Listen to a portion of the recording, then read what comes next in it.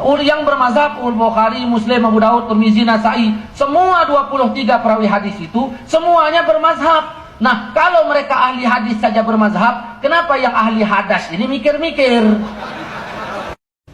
Anas hanya berbicara ada seorang, tapi dalam buku di sini diterjemahkan menipu. Falaqad ra'aitu ahadana, dia tulis terjemahannya, sungguh aku telah melihat para sahabat saling merapatkan bahu dan kakinya. Ini kita bertanya sama Wahabi ini, satu orang sahabat yang berbuat, bahkan Anas tidak berbuat, kenapa Wahabi mewajibkannya? Talqin mayit 70% sahabat bikin, kenapa Wahabi menolaknya? Ada apa ini? Kalau dalam kitab Bughyatul Murtarsyidin, ya, itu disebutkan rokok itu haram. Innal hashish min bauli syaitan. Ya, di dalam rokok, di dalam kitab Bughyatul Murtarsyidin. Makanya jangan baca itu. Orang bertanya, menurut Ustaz rokok haram nggak? Saya bilang haram. Nah, Ustaz di rumah ada asbak? Ada. Untuk siapa? Untuk orang merokok. Kenapa? Kalau orang merokok di rumahku, aku kasih asbak. Kenapa kasih asbak? Ya masa aku kasih rokok? Enak kali lah dia.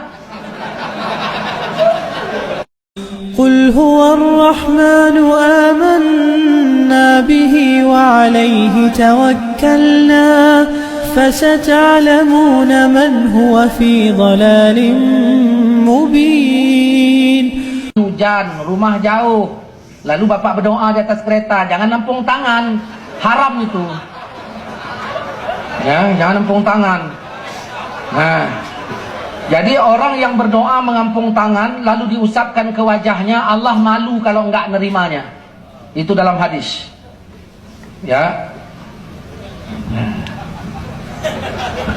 Terima kasih Pak Ustaz. Assalamualaikum warahmatullahi wabarakatuh. Waalaikumsalam warahmatullahi wabarakatuh.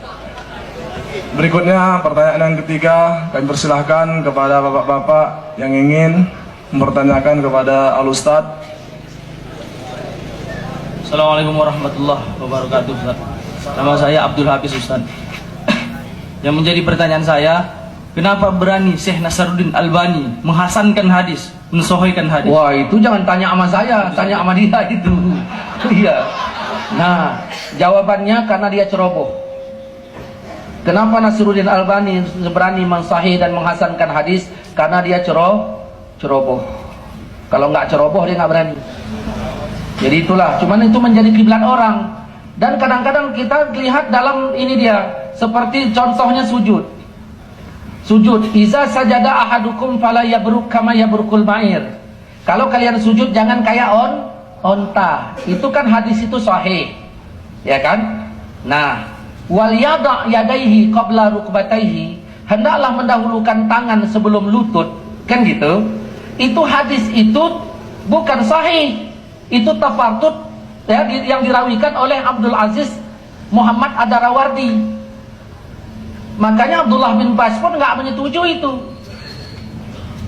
Coba kita bayangkan kalau sujud jangan kayak onta. Onta kalau merunduk depan dulu apa belakang dulu? Depan dulu. Ini bukan onta sirkus ya. Kalau onta sirkus kayak topeng monyet, bisa naik sepeda. Lazimnya onta itu depan dulu. Nabi bilang jangan kayak onta, ya berarti lutut dulu. Dalam hadis Tirmizi.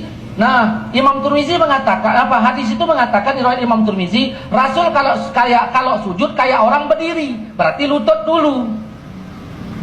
Cuman dia mensahihkan ujung hadis wal yada' yadaihi qabla rukbataihi. Padahal itu tidak dikenal hadis itu. Tapi begitulah cerobohnya Albani. Bisa bahasa Arab? Sikit-sikit bisa? Nggak, sikit-sikit bisa? Pernah belajar nahwu sharaf sikit? Nah, kalau yang ada saya tunjukkan kepatalannya di sini. Nah, mau saya tunjukkan tentang masalah saf yang gini. Ya, mau saya tunjukkan, keluarkan dulu buku.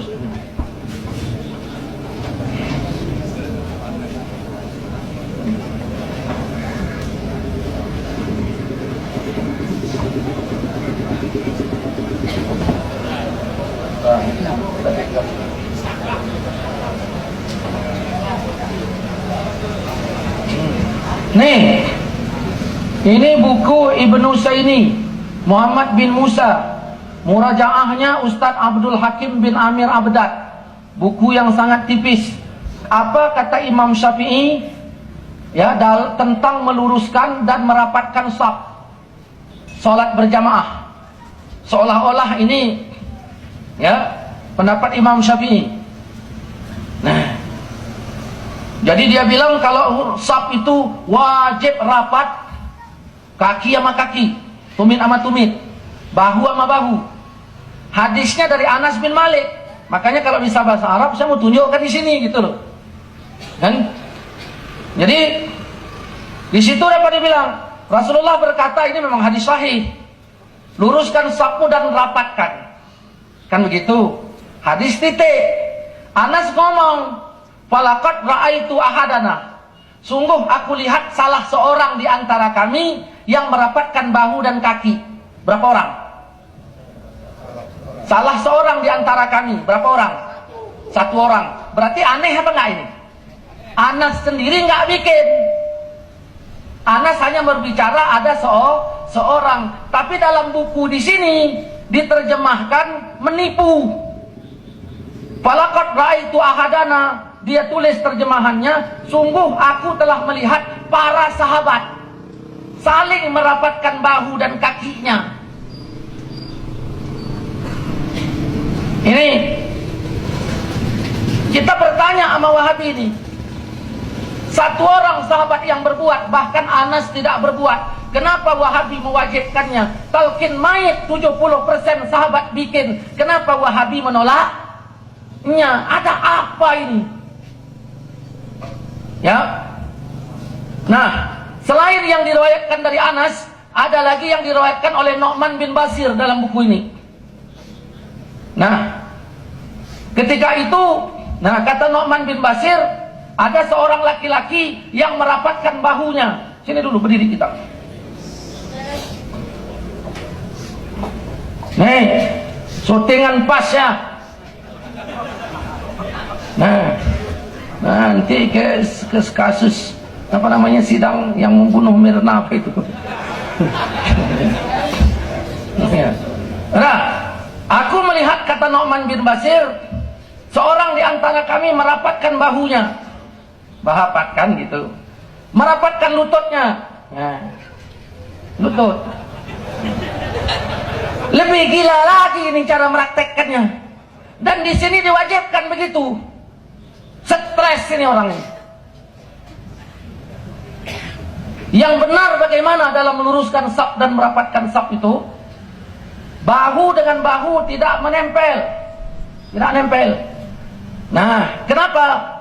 Nah, coba bersedekap. Nah, ini bersedekap. Kalau bahu nempel, nggak bisa, maka bahu renggang. Kan gitu. Nah, kan begini. Nih, Ustadz masa bersedekap pegang mic ya? Ini kan bukan sholat. Nah, ini kaki ini lebarnya selebar bahu. Mana lebar bahu? Saya selebar bahu. Nah, ketika begini kaki nggak nempel.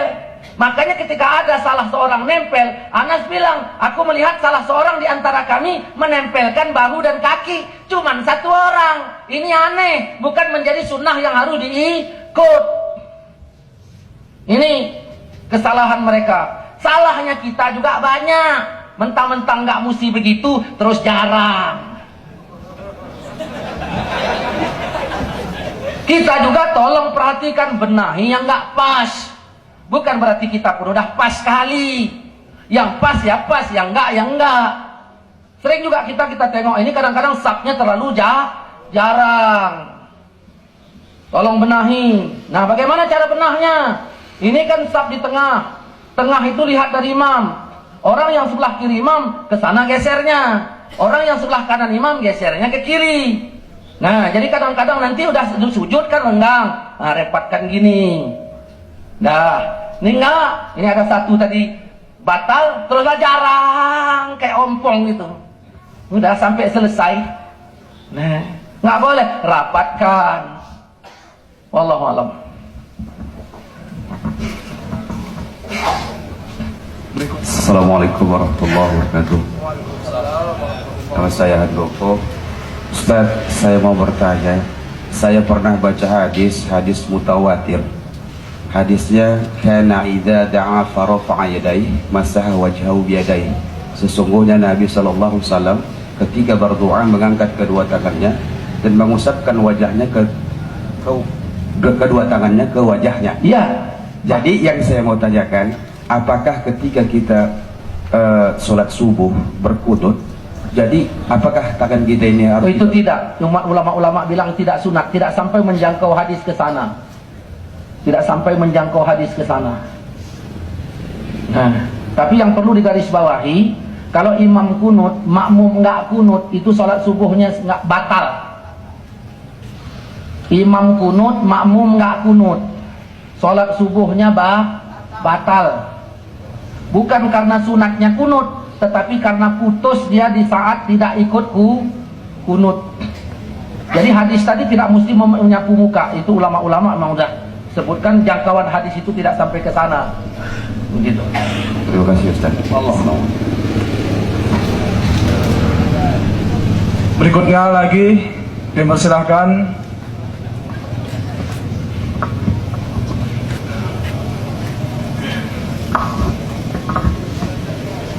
Assalamualaikum warahmatullahi wabarakatuh.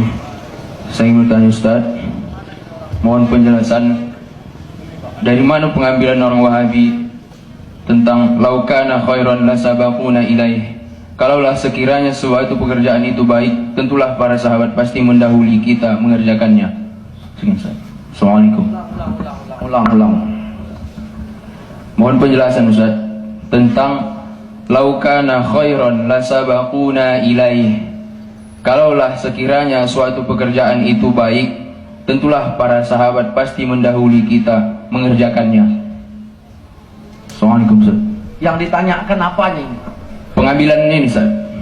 Saya pun nggak tahu saya itu. Nggak tahu. Cuman itu beredar, murah meriah. Cuman kita punya nggak tahu.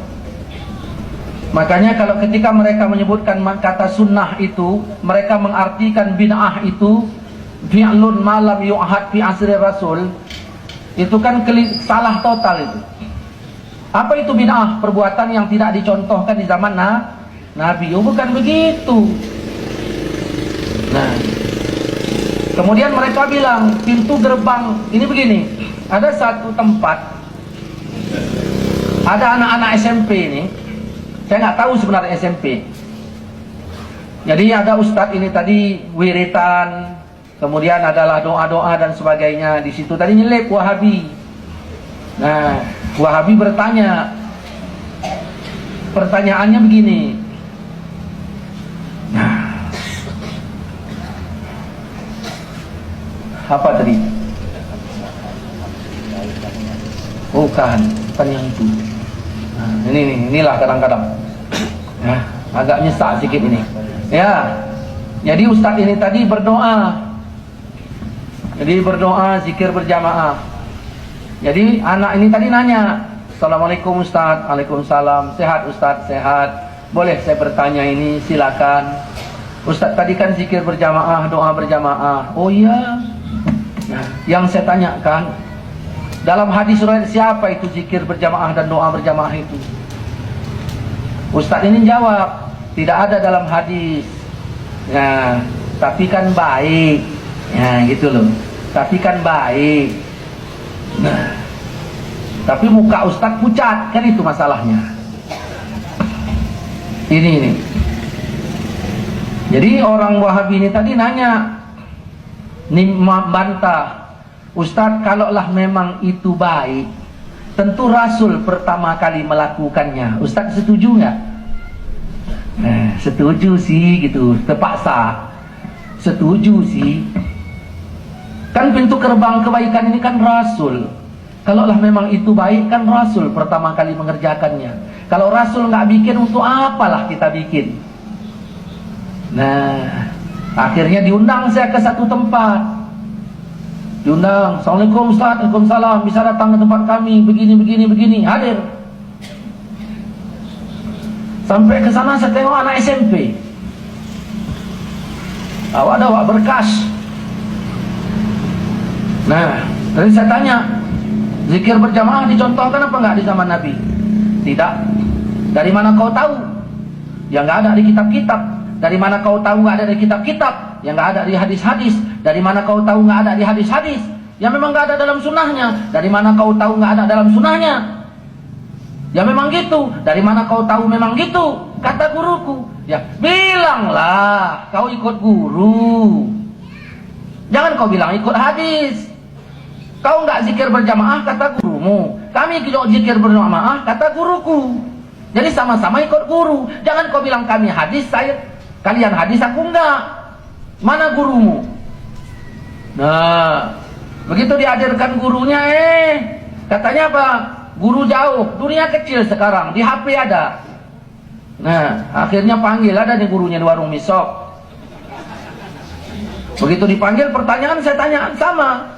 Nah, dari mana Ustaz tahu zikir berjamaah enggak pernah dicontohkan di zaman Nabi? Yang enggak ada di hadis. Dari mana Ustaz tahu enggak ada dalam hadis? Enggak ada dalam sunnah. Dari mana Ustaz tahu enggak ada dalam sunnah? Enggak ada dalam kitab. Dari mana Ustaz tahu enggak ada dalam kitab? Kata guruku juga ujungnya. Kan kurang ajar ini. Nah, terakhir menurut Ustaz, balik. Ya kan? Balik. Menurut Ustaz, zikir berjamaah itu dicontohkan apa enggak di zaman Nabi? Dicontohkan. Dari mana Ustaz tahu? Ya justru aku datang kemari mau ngasih tahu. Ya. Perlu digarisbawahi, tidaklah semua kebaikan itu dicontohkan oleh Nabi. Buktinya mana? Azan. Pernah enggak Nabi azan? Pernah enggak Nabi azan seumur hidupnya? Sekali aja. Di masjid Tanjung Balai.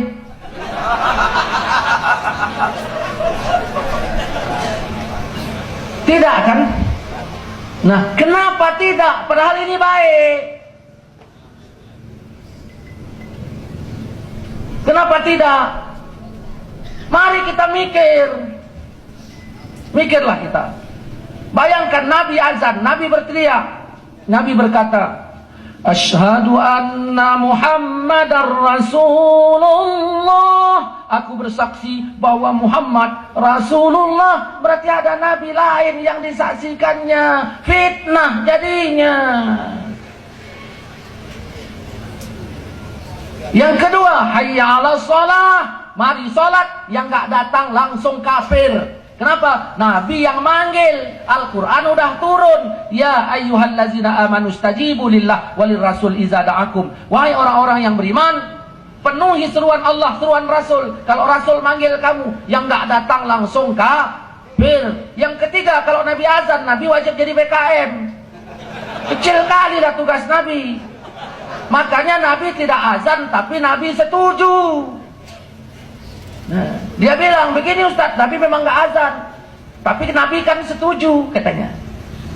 Saya bantah.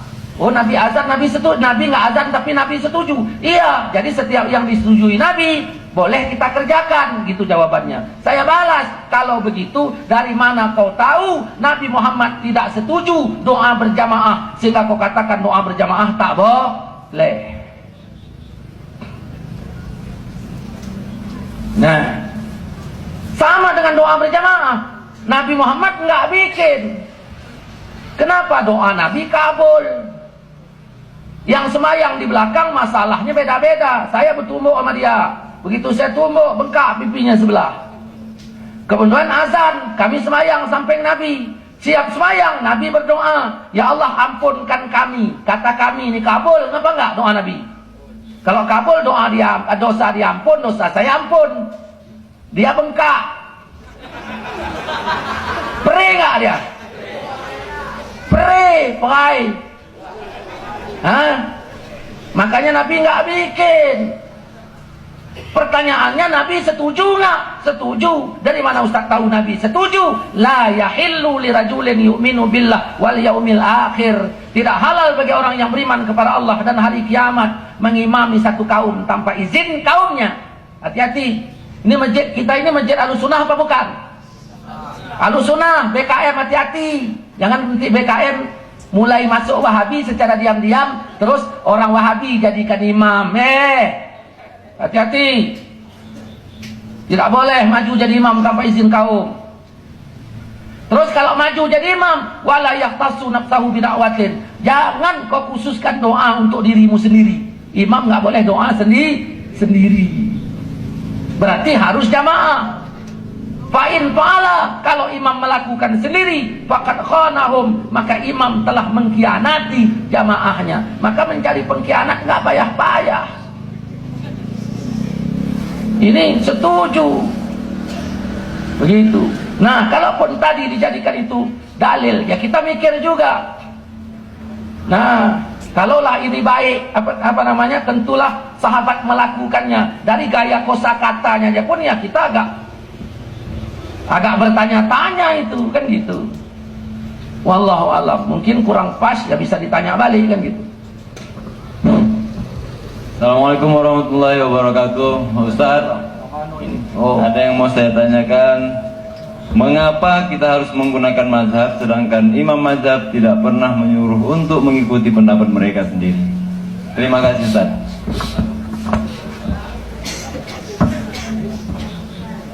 Usiang ambo.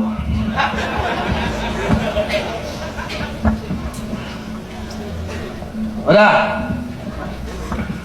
Saya ulang lagi pertanyaannya.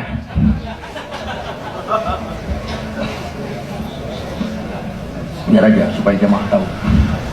Halo Ustaz, mengapa kita harus menggunakan mazhab sedangkan imam mazhab sendiri tidak pernah menyuruh kita untuk mengikuti pendapatnya? Kalau boleh saya tanya, bahasanya dari mana kau tahu? Tapi nggak saya tanya, tenang, santai dikit. Oke ya, ini candanya sedikit ya. Dalil kita bermazhab. An-Nisa 59 ya. Ya ayyuhallazina amanu, wahai orang-orang yang beriman, atiiullah, taatlah kalian kepada Allah, wa atiiur rasul, dan taatlah kalian kepada rasul, wa ulil amri minkum, dan ulil amri di antara kalian. Ulil amri di antara kalian. Ulil amri itu satu apa banyak? Enggak, kata-kata ulil amri dalam ayat itu kalimatnya satu apa jamak itu? Satu. Bagaimana dengan surat yang lain? Ar-Ra'du mengatakan walikulli qaumin hadin. Tiap-tiap kaum ada satu penuntunnya. Jelas? Ada satu. Kata Allah di sini ya mengikuti ulil amri. Kata Allah dalam An-Nisa 83, orang yang pingin kebenaran itu dapatnya dari Rasul dan ulil amri. Berarti tidak boleh melepaskan ulil amri. Begitu. Jadi yang nyuruh berulil amri siapa? Allah. Nah pertanyaannya, kenapa enggak kita langsung aja pada Quran dan Sunnah? Kan begitu pertanyaannya. Kita balik bertanya, apakah Quran ini diwariskan kepada Anda? Kan gitu. Lalu Wahabi bilang, ya iyalah kepada kita, kan gitu. Kepada kita masing-masing. Surat Fatir ayat 28 mengatakan, innama yakhshallah min ibadihil ulama. Hanya saja yang paling takut kepada Allah dari hamba-hambanya adalah ulama. Kata ulama berarti ada di dalam Quran. Ini gak bisa dibantah, ini Quran, kan begitu. Di ayat 32 dijelaskan, summa aurasnal kitab. Kemudian kami wariskan kitab itu. Apakah kepada sekalian umat Islam? Ternyata tidak. Kemudian kami wariskan kitab itu kepada orang yang kami pilih di antara hamba-hamba kami. Nah, Imam Syafi'i nggak mesti nyuruh orang bermazhab lagi. Kenapa? Karena muridnya udah pandai. Kita aja yang ditanya Bali, ini kurang pandai, kan gitu. Yang nggak pandainya, yang pandainya pandai atau pandai-pandaian, gitu kan? Nah, cuman kita tengok akhlaknya Imam Syafi'i. Kalau pendapatku ini bertentangan dengan hadis, apa namanya? Iza sahal hadis. Kalau hadisnya sahih, itu mazhabku. Itu bukan untuk keluar dari lingkaran. Yang dimaksud itu perbandingan antara pendapat jadid dengan pendapat qadim. Masih ada aturan mainnya. Inilah dalil menunjukkan wajibnya mazhab. Begitu. Yang nggak bermazhab kita tanya. Nah, Imam Bukhari ahli hadis apa enggak? Ahli hadis. Dia bermazhab apa tidak? Bermazhab. Mazhabnya Syafi'i. Yang bermazhab Bukhari, Muslim, Abu Daud, Tirmizi, Nasai, semua 23 perawi hadis itu semuanya bermazhab. Nah, kalau mereka ahli hadis saja bermazhab, kenapa yang ahli hadas ini mikir-mikir? Begitu. Wallahu alam ya.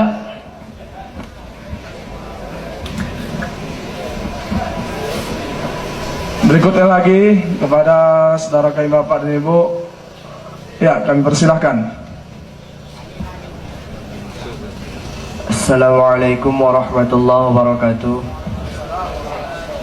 Ustadz, saya minta penjelasannya tentang Islam ghulu dan Islam taksir. Nggak jelas saya itu yang hulu itu yang mana, yang ini yang mana. Cuman ya kita dengar juga kadang-kadang ini kan masalah tuduh-tuduhan ini. Nah, ada yang hulat katanya, jamak daripada hulu gitu kan. Nah, ini kadang-kadang tuduhannya macam-macam. Nah, yang hulat berlebih-lebihan segala macam. Nah, ini tergantung tuduh-tuduhannya. Karena nggak ada pembagian yang hulu sama nggak hulu itu. Ini tergantung tuduh-tuduhannya. Nah, ada yang kadang-kadang terlalu misalnya ditudingkan kepada Syiah. Ada yang orang bikin maulidnya 40 hari terus dibilang juga ini gitu, terlalu berlebihan. Makanya tergantung yang nuduh-nuduh. Saya yang kayak gitu ini nggak masuk dalam pembahasan saya ya. Nah, ini tergantung kepada yang apa namanya, tergantung pemikiran orang. Saya ambil yang garis-garis besarnya saja. Karena kalau ini diambil nanti itu tergantung daripada kelompok. Kalau kelompok ini nanti misalnya dia ibadahnya sedang, begitu nengok ibadahnya yang kuat, wah ini kayaknya udah berlebih lah macam gitu. Jadi saya di situnya nggak, no comment saya. Ya. Wallahu a'lam.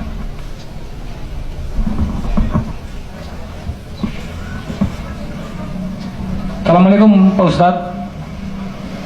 Saya Saripudin Arahab ingin bertanya kepada Pak Ustadz. Yang pertama mengenai dalam perang Nabi menggunakan pedang.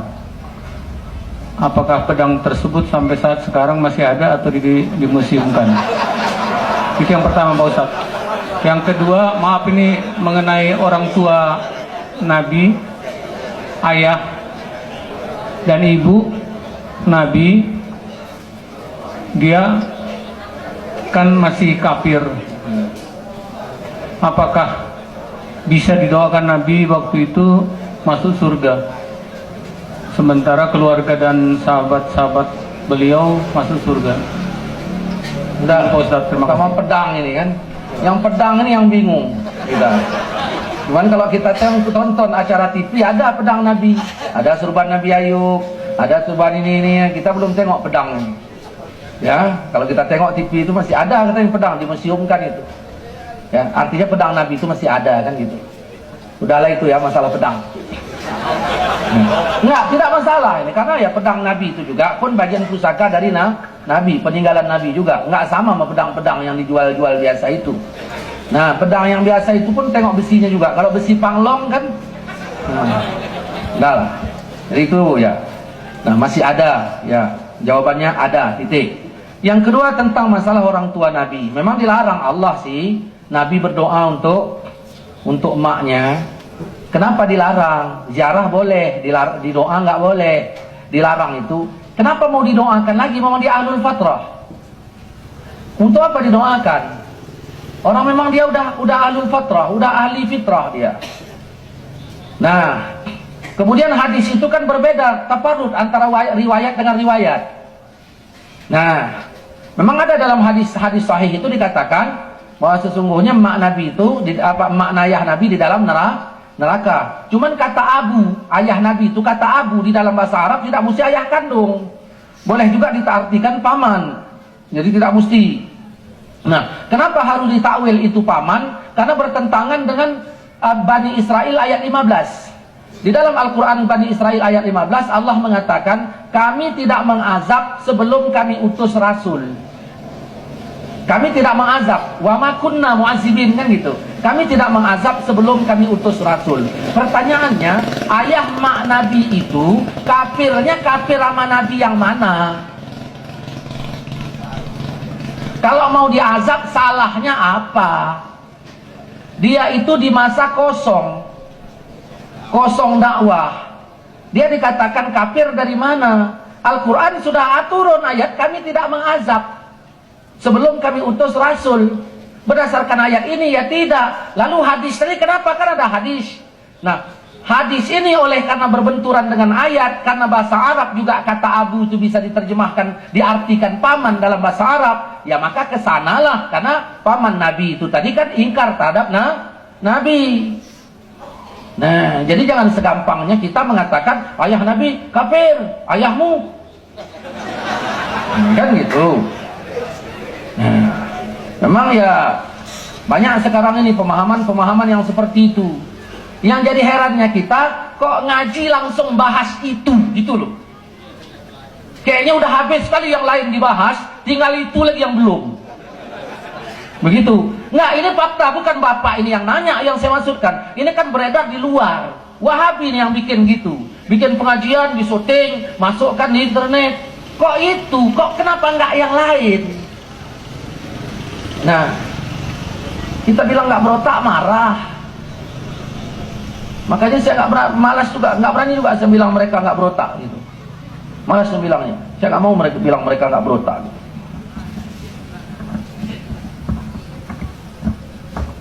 Cukup? Satu lagi Ustaz. Assalamualaikum warahmatullahi wabarakatuh. Begini Ustaz, pertanyaan saya yang pertama. Ini bukan satu lagi, dua lagi. Udah nggak apa-apa, udah terus. Apakah hukum merokok itu apakah benar haram? Itu yang pertama. Apakah merokok itu hukumnya haram? Ya, itu yang pertama. Dengan kedua, kata Ustaz tadi Joko Widodo bukanlah ulil amri. Lalu Ya. siapakah ulil amri kita sekarang yang harus kita asamu wa ta'ah padanya? Ya. Pertama masalah rokok. Kalau ada uang haram, nggak ada uang haram, ini kan? Tunggu dulu. Nah, ini masalah rokok. Kalau dalam kitab Bughyatul Murtarsyidin, ya, itu disebutkan rokok itu haram. Innal hashish min baulis syaitan. Ya, di dalam rokok, di dalam kitab Bughyatul Murtarsyidin. Makanya jangan baca itu. Ya. Oke. Tunggu dulu ya. Itu dalam kitab Bughyatul Murtarsyidin. Udah. Nah, Allah mengatakan jangan kau jatuhkan dirimu ke dalam kebinasaan. Itu kan ada ayatnya. Nah, baru kita bertanya, rokok ini sampai binasa apa tidak? Ya. Nah, kalau banyak-banyak, kalau jamaah banyak, cabai pun binasa. Berarti merokok haram, menyabi juga haram, kan gitu jadinya. Imbangannya, wazannya kan harus jelas. Ternyata tidak. Nah, begini. Nah, saya bertanya, kalau rokok makruh, setuju nggak? Setuju. Kalau jengkol makruh, setuju nggak? Nah, sama-sama makruh, setuju? Kalau ada anak bapak umur 3 tahun minta sate jengkol, bapak kasih nggak? Tunggu dulu, dijawab aja jujur. Kasih. Kalau umur 3 tahun minta rokok, kasih nggak? Kenapa tidak? Karena rokok ini bapak moyangnya makruh. Setuju? Nah, baru kita pakai ayat. La tuharrimu min thayyibat. Kan ada itu. Jangan kau haramkan yang baik, baik. Di rokok ini ada nggak baiknya? Tidak ada, berarti boleh haram. Tunggu, ini bukan main-main. Berarti boleh haram. Haramnya ini linaksih, untuk dirinya, la li ghairih, tidak boleh untuk difatwakan kepada orang lain. Itu linaksih. Orang bertanya, menurut Ustaz rokok haram nggak? Saya bilang haram. Nah, Ustaz di rumah ada asbak? Ada. Untuk siapa? Untuk orang merokok. Kenapa? Kalau orang merokok di rumahku, aku kasih asbak. Kenapa kasih asbak? Ya masa aku kasih rokok? Enak kali lah dia. Jelas? Jelas tidak ini dulu? Aku kasih asbak. Kenapa? Karena linaksih, untuk saya. Kalau bapak datang ke rumah bawa babi, ku sepak. Kenapa? Karena babi itu li ghairih, untuk yang lain. Cuman ya kalau bisa jangan di rumah saya, kan begitu. Cuman kalau memang pening pula kepalanya, rokoklah kau situ. Kan begitu. Itu linafsi. Nah, mana kuat makruh kita fatwakan atau haram? Kan begitu. Ini belum clear. Mana kuat makruh dengan haram? Karena kalau kita fatwakan haram cocok. Bagaimana? Jangan kau haramkan yang baik-baik. Ternyata nggak ada baiknya, berarti boleh. Tapi linafsi. Nah, begini pertanyaannya. Ketika ayat tua turun, loh, ada ayat tua bukan ayat Quran katanya. Jangan ke sana maksudnya. Ini serius kita ini. Yang mengatakan sesungguhnya pada khamar itu ada manfaat, ada kan? Tapi mudaratnya lebih besar. Pernah dengar ayat itu kan? Ketika ayat itu turun, khamar udah haram apa belum? Belum. Kapan haramnya khamar? Ketika turun ayat innal khamru wal maisiru wal ansabu rijsun min amali syaitan, sesungguhnya arak, tua, judi dan sebagainya itu lebih haram, lebih kotor dari perbuatan setan. Sejak itu haramnya. Baru kita hentikan tidak sampai di sini. Ketika ayat khamar tadi berkata khamar itu ada baiknya, mudaratnya lebih besar. Ketika itu belum turun, kita lihat rokok ini. Bagaimana? Nah, ya kan? Kita lihat rokok ini. Sampai pada kata ayat yang tadi, mudaratnya kita bilang lebih besar. Karena kan ayat yang langsung mengatakan haram kan tidak ada. Maka disinilah fatwa makruh lebih unggul daripada fatwa haram. Kalau mau haram linafsi. Begitu. Jelas kan?